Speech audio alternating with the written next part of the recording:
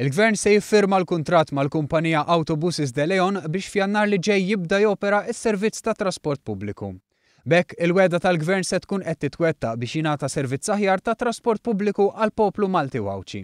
Tkellem dwar dan il-Ministru għat-Trasport Joe Mizzi. Iva, immedjatament iwettqu il-ftehim dak li firma tal-kuntratt biex imbagħad f'Jannar il-kumpanija tieħu responsabilità u mbagħad bil-mod il-mod tibda timplementa dak ir-rotot li ġew ħanejtek maħduma mill-pubbliku mill-poplu ġenerali. Il-Ministru Mizzi qal li dan seħħ minkejja l-kritika distruttiva li waslet min-naħa tal-Oppożizzjoni tul l-aħħar xhur.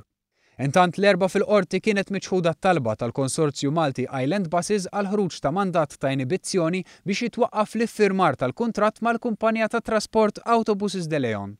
Il-Konsorzju Malti Island Buses saħaq li l-kuntratt kien ingħata f'termini li ma jaqblux mal-kundizzjoni tal-espressjoni ta' interess.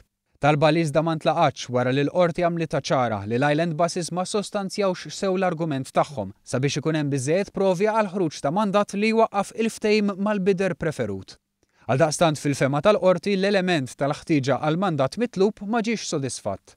Il-qorti qalet ukoll li d-dewmien f'din l-inibizzjoni kien se jaffettwa lill-eluf ta' ċittadini Maltin li jużaw it-trasport pubbliku ta' kuljum. Wara li kkunsidrat dan kollu il-qorti ċaħdet it-talba għal ħruġ ta' mandat ta' inibizzjoni. Il-qorti ħasret ukoll id-digrit tagħha li kien sar b'mod proviżorju lura fi 17 ta' Novembru li għadda.